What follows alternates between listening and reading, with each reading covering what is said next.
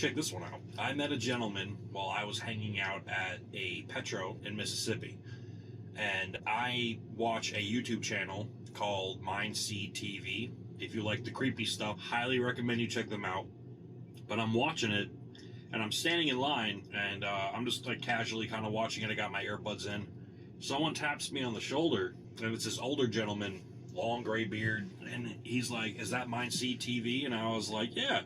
I thought I was the only person that watched them. He's like, "Oh no, I like their stuff too. I don't think I've seen that one yet." I'm like, "Yeah, it's a newer one. It wasn't the newest. It was a newer one." He's like, "Yeah, when I'm done driving for the day, I like to watch them sometimes. If they got anything new." I'm like, "Yeah, same, yeah." And he's like, "I used to do that too. The whole paranormal investigation thing." I was like, "Really?"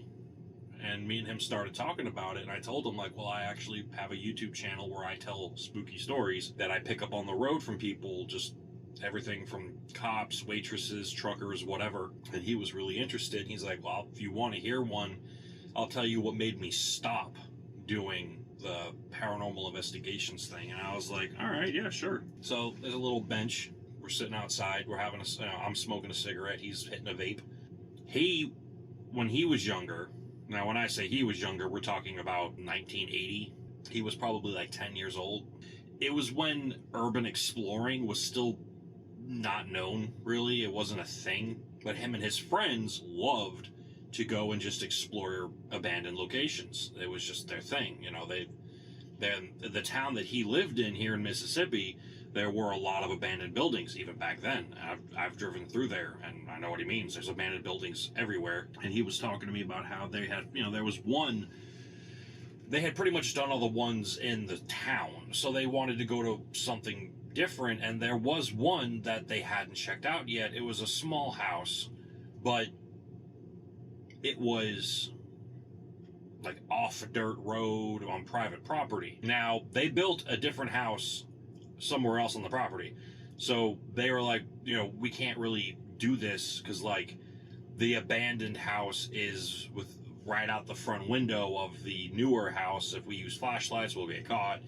So they kind of just shot the idea down. But later down the road, when he was like 18, so I would say almost 1990, urban exploring was kind of like a niche group, and him and his friends, again, for their high school graduation, were like, let's go on one more urban exploration. And they planned to go to that house because now the house was still abandoned, obviously, but the other house, the newer house across from it, was no longer occupied. It was up for sale. So they were like, this is perfect. We can get on the property. We don't have to worry about whatever, didn't work out. Started pouring rain. They ended up just going to a graduation party instead. Now, when he was in his mid-20s, he got really big into videography. So he had a camera and all that stuff, and he wanted to, just for fun, try filming a scary movie, like a little scary video.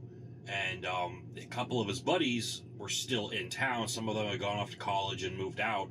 He still had a couple friends, and they were like, yeah, what about that house that we kept talking about going to? We never ended up getting around to it. And he was like, yeah, that's a good one. So they drove past it during the daytime to see if the property where that abandoned house was, with the house across from it, was owned or not. Turns out it wasn't. It was either still up for sale, or whoever moved in, moved out, whatever, but the for sale sign was still there. So they decided, let's do it. This time everything worked out fine. Now, they had a buddy who was into special effects. He went to the house and he set up fishing line to have like doors open and have cabinets open and stuff like that, and he was, his job was to stay off camera, and because the video quality back then was terrible, this is like the mid-90s, I think, to stay where we can't see you on camera and pull the string and no one will know the difference. So that was the plan. And they go through the house and they do this, it's all dramatic, and it's him and two other friends. So he's got the camera, his two friends got flashlights, and they're, the investigators. And they go through the house and they pretend to be scared. And he said his friend did a really good job because they didn't know what in the house was rigged to move or creak or open or whatever. So in a small way, their reactions were genuine. It was creepy. It was a slightly dark. It was dark outside. There was a slight cloud overhang, so there was occasional thunder. You know, it was perfect. It was perfect. And, you know, the guy would, you know, pull the string and a door would open, and they didn't know that door was going to open, so they were like, oh my God, you know, it was good. It was, you know, a nice little attempt at a little, you know, B-rated horror film kind of thing. But after, like, you know, futzing around in the house for like, you know, 2 or 3 hours, they wrapped it up. They were, you know, getting a kick out of it. They go back to their trucks. They had some 6-packs in the coolers. They're drinking beer. And this is private property, but no one's coming out here to check it. The nearest neighbor is like 2 miles down the street. So they're just sitting there in the driveway in between the two houses. The abandoned, like old abandoned house, and the newer house that had been up for sale for years at that point. And they're sitting there in between, and they're just drinking beers and chilling and rewatching the footage, and they're laughing and joking and clowning, you know, giving the special effects guy props for, you know, rigging everything up so well. And they're talking, you know, they're like, oh, this is going to be a hit, you know, we could show it at like the high school reunion or whatever. I don't know, but that kind of stuff. They're shooting the shit. But one of the guys is like, hey, why don't we check out the new house, see if it's unlocked? And they're pretty drunk at this point. All of them are pretty wasted. You know, he said they each killed like a 6-pack and a half each. They walk up to the newer house. Turns out, of course, it's locked. And they walk around the house. They check in the windows and whatever. And one of the guys notices that there's a board on the bottom of the house that you can slide to the side.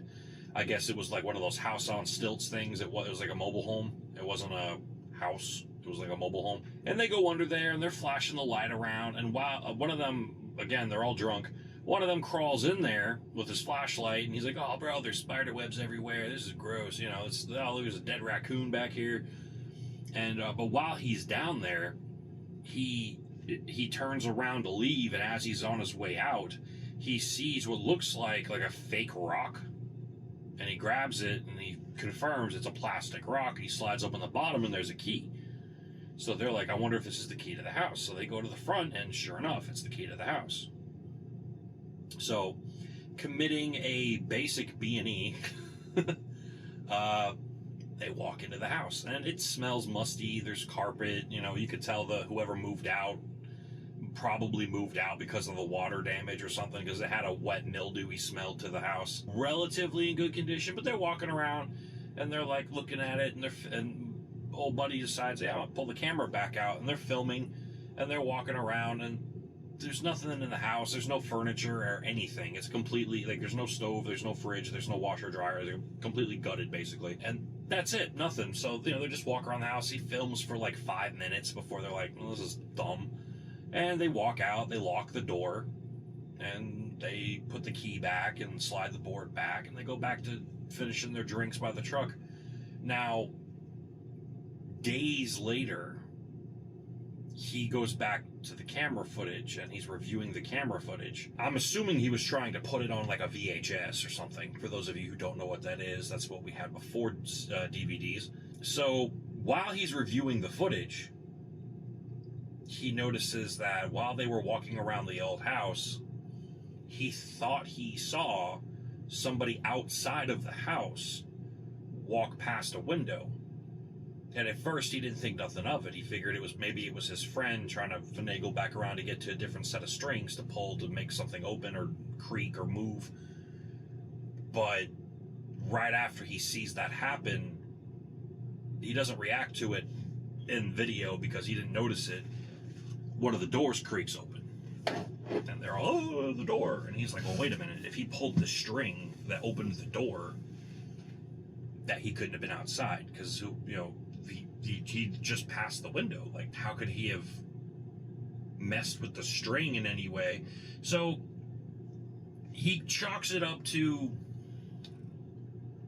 maybe I just didn't know, maybe he had the string set up outside. So he calls his friend, And he tells him, hey, come on over. And he comes over, and he's like, look at this. And he's like, oh, wow, that's really creepy. And he's like, what? And he's like, yeah, the door opening. I opened it nice and slow. It opened really creepy. He's like, no, look at the window. And he sees somebody walk past the window, and he gets really pale in the face, and he gets really, like, weirded out. And he's like, isn't that you? He's like, no, man, when the door opened, I was in one of the guest rooms. I wasn't outside. Not when that door opened. So he's immediately like, so are you saying somebody was outside? He's like, that's the only logical conclusion I can come to, is somebody was outside. So they keep watching the footage together, and at another point, right as they're about to leave the abandoned house, it looks like you could see someone in the adjacent house, the newer house, walk past a window again, but from the inside. Now, mind you, the house was locked the whole time. They found a key and opened it and locked it, so it was locked. And that really spooked them. So he calls his other two friends. They come over and they watch it.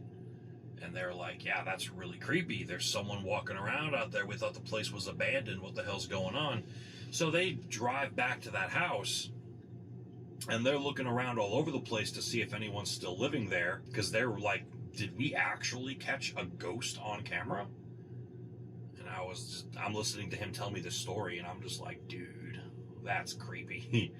That you staged it to be fake, and you're futzing around trying to make it spooky, and you actually catch something, like, while you're fucking around.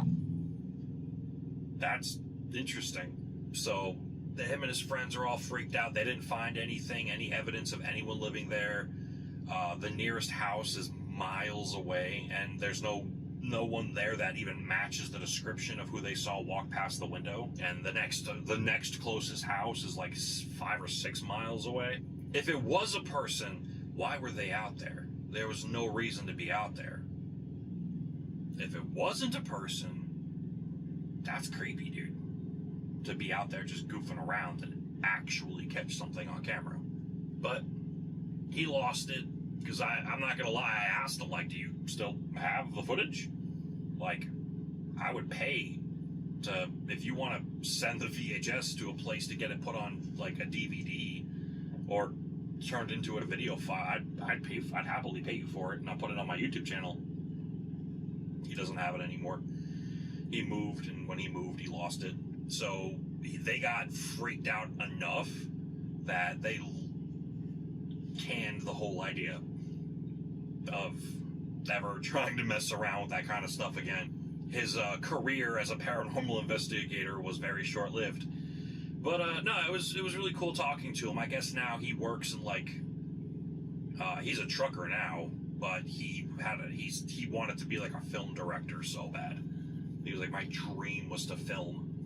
And I was like, well, you're a trucker. I mean, it's never too late, right? Like, you get them, if you're a trucker, I'm assuming you've been out here something like 10 years. I'm assuming you've got money. You could probably buy a camera and give it a shot. And he's like, nah, I got kids now and a wife. And I was like, yeah.